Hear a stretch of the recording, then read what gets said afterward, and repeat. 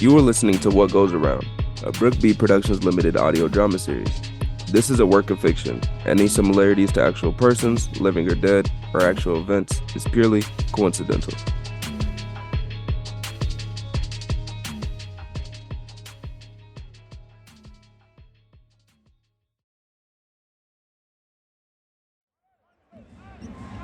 If you're just joining us, we're in Sin City, Las Vegas, Nevada, in the T-Mobile Arena at the Pac-12 Tournament Final Showdown between the University of Southern California Trojans and the Arizona State University Sun Devils. With 7 minutes left in the game, the Trojans are trying to hold a 5-point lead over the Sun Devils to win the Pac-12 title.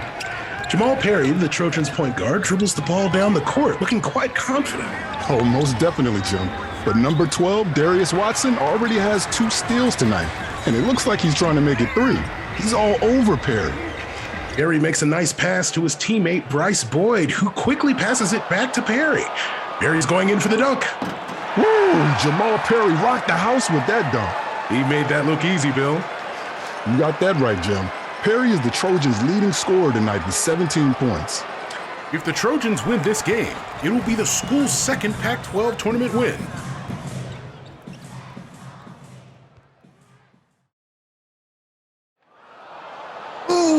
Tim Langford of the Sun Devils just stole the ball from Trojan Scott Lee. Oh, big mistake on Lee's part for not protecting the ball, especially in these final minutes. And speaking of final minutes, hopefully you've been tuning into this nail-biter of a game between the USC Trojans and the ASU Sun Devils, where there's just under 3 minutes left in this championship game. Tim Langford going for the dunk. Throws it down. The Trojan fans in this arena are stunned. Langford's dunk brings the Sun Devils within 3. The Trojans have to play smart if they want to win this game and walk away with the Pac-12 title.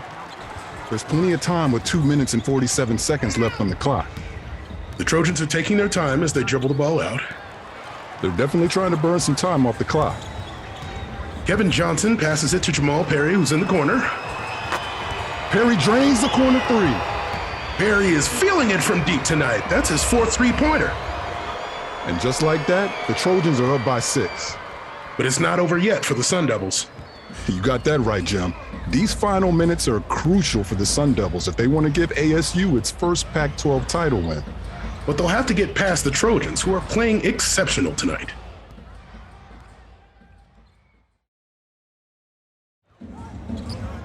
The Trojans are clinging on to a 3-point lead after the Sun Devils' Marcus Stevenson buried a 3-point shot. Scott Lee passes the ball to Bryce, but he probably shouldn't have made that pass. Darius Watson is all over Boyd. These players are on the biggest stage, playing the biggest game tonight. And it's no doubt nerves are playing a factor. Boyd throws up a wild shot from the 3-point line. Oh, and misses badly. Boyd was under so much pressure, he almost had to take that shot. Tim Langford with the Sun Devils grabs the rebound. He quickly passes it to Went Brantley. There's 48 seconds left, so Wes has plenty of time. His teammate, Greg Downing, scrambles to get open, but he's being double-teamed by Boyd and Perry. 38 seconds left on the clock. Downing is able to break free in the paint as Brantley passes him the ball. Downing goes up for the shot. And it's blocked. Scott Lee with the Trojans blocked the shot. Talk about redemption. Jamal Perry saves the ball before it goes out of bounds and is immediately fouled. Perry will shoot 2 from the line. Perry is having a phenomenal game. He sure is, Jim. 5 rebounds, 7 assists, and an impressive 29 points. Make that 30. He just made his first free throw. This Trojans team is under the leadership of second-year coach Ray Haskins, who's done a remarkable job changing the pace and play style of the team. Jamal makes his second free throw, giving the Trojans a 5-point lead. With 18 seconds left in the game, Darius Watson of the Sun Devils dribbles the ball down court and makes a long pass to Wes Brantley. Brantley quickly passes it to Greg Downing. Downing from deep throws the ball up. The shot is blocked by Bryce Boyd. Jamal Perry grabs the block pass and shoots at half court. He made it. He made the shot from half court. That was unbelievable. Unsurprisingly, the refs are checking to see if he released the ball before the clock ran out. Either way, the USC Trojans are your Pac-12 champions. The refs count the basket, and as Bill said, that makes the USC Trojans the 2022 Pac-12 Men's Basketball Tournament champions. They defeat the ASU Sun Devils 90-82. What a game. It certainly was.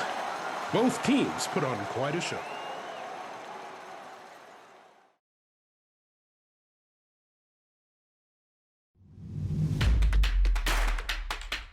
Welcome to SoCal Sports, a podcast where we discuss everything happening in the Southern California sports world. I am your host, Pete Collins. Joining me today is Tanya Perry, the mother of USC Trojans point guard Jamal Perry. Welcome, Tanya. Thank you for having me, Pete. So let's just get right to it. Tell us a little bit about yourself, where you're from, what do you do, your background. Yeah, no problem. So I was born and raised in Compton and actually still live in Compton. I'm a nursing assistant at a local hospital here and really love the work that I do. I love the community too, but that's about it. I'm just your average hardworking mother. Compton is home to some pretty amazing athletes. Serena and Venus Williams, Lisa Leslie, Richard Sherman, DeMar DeRozan, to name a few. And of course, your son, Jamal Perry, is on that list. Yeah, I guess so. To you, he's Jamal Perry, the son, but to everyone else, especially to us here in Southern California, he's a pretty big deal. How do you keep him grounded? Honestly, it's not that hard. He knows that nothing in this life is promised and that things can change in the blink of an eye. So I just try to tell him to be humble and grateful and thankful for the opportunities that his talents have afforded him. Don't get me wrong, though. He still has chores and gets yelled at when his room looks a mess or if he doesn't do well on a paper, stuff like that. But overall, he's a really good kid, very kind and warm-hearted. I'm proud of him. You certainly have a lot to be proud of. So tell us, what was it like raising Jamal? Did he always like basketball?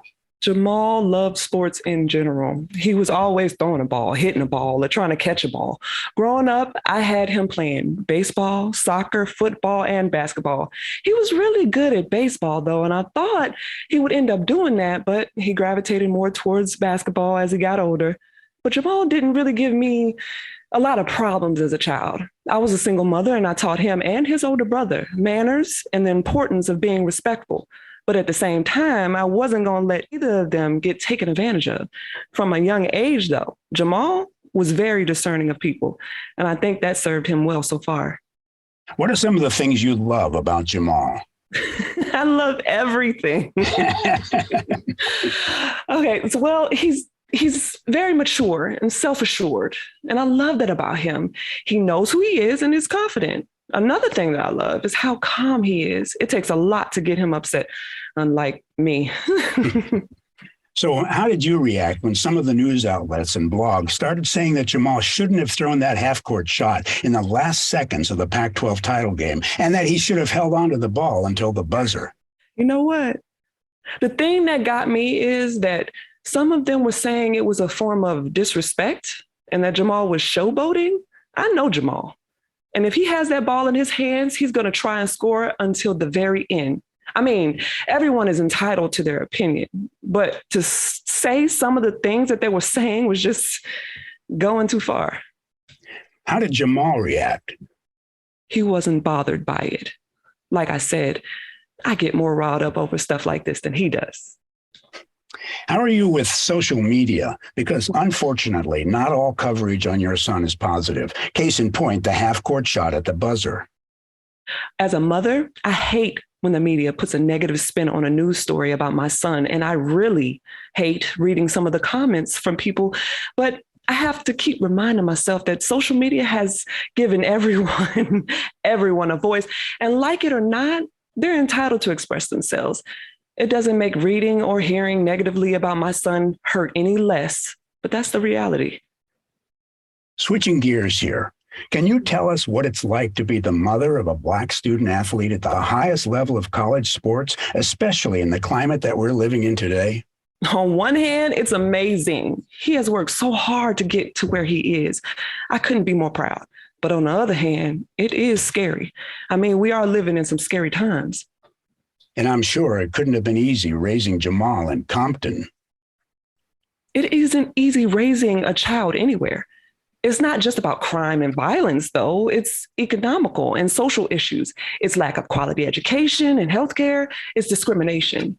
Now, don't get me wrong. I know Compton has a history, but I would be concerned about Jamal being a Black student athlete in any city because if he gets pulled over, for example, a lot of law enforcement officers will see him as a young Black man before they ever see him as a young Black student athlete. So do I have concerns? Absolutely. There are times when I'm terrified, but a part of me has to trust that the things that I try to instill in him and teach him will help him make the best decision as he moves forward in life. I just pray that those he interacts with show him the same respect, compassion, and empathy as he tries to give. Wow, that was so impactful. Obviously, as a white male, I don't have the same vantage point, but I appreciate you sharing your thoughts and concerns on what it's like to raise not only a Black student athlete, but a Black male. Now, let's talk about that Pac-12 title game last week. How was it watching the Trojans become champions for the second time? Watching from the stands at the T-Mobile Arena was incredible, so electric. With that win, the Trojans received the conference's automatic bid to the NCAA tournament and have advanced to the second round. What is it like watching your son on this journey? It's emotional, and I mean that in a good way. The team has worked so hard, and a lot of that is due to Coach Haskins. He's built such a good relationship with the boys, and he's gotten them out of their comfort zone and their play style. And honestly, I think they're fun to watch. So it's been amazing witnessing the journey firsthand. There's been some chatter that Jamal is going to declare for the NBA draft. Can you give some insight on what his plans are?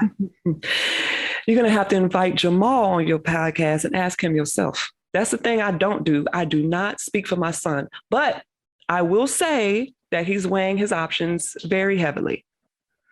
Tanya, thank you so much for taking the time to talk to me today. It was a pleasure. And it was a pleasure joining you. Thank you. We wish the Trojans luck in the second round of the NCAA tournament on March 20th at 8 p.m. Eastern Standard Time.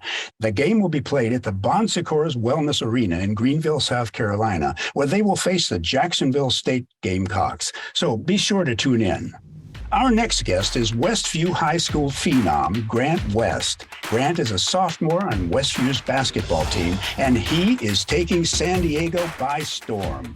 He's joining us today with his parents, Carla and Grant Sr.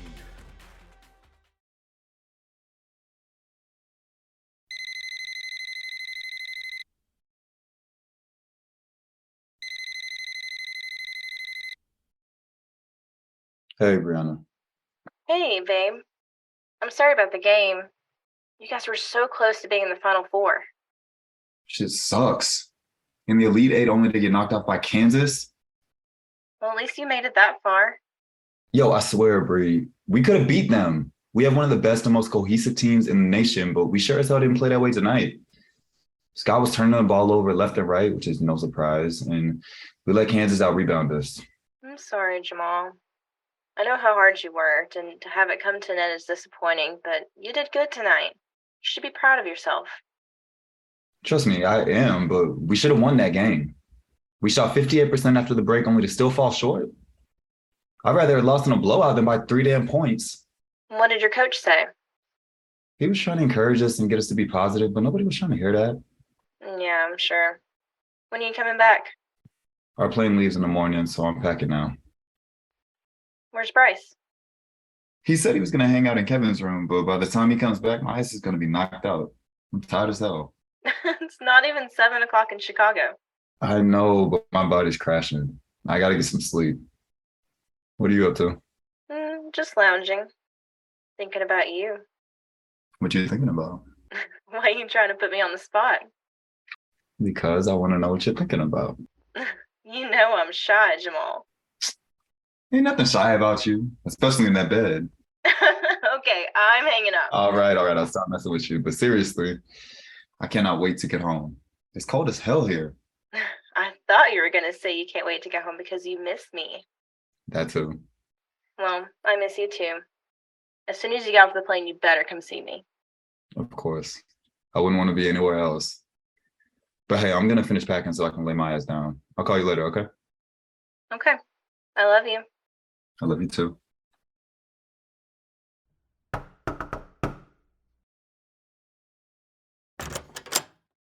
Bruh, put them slides on.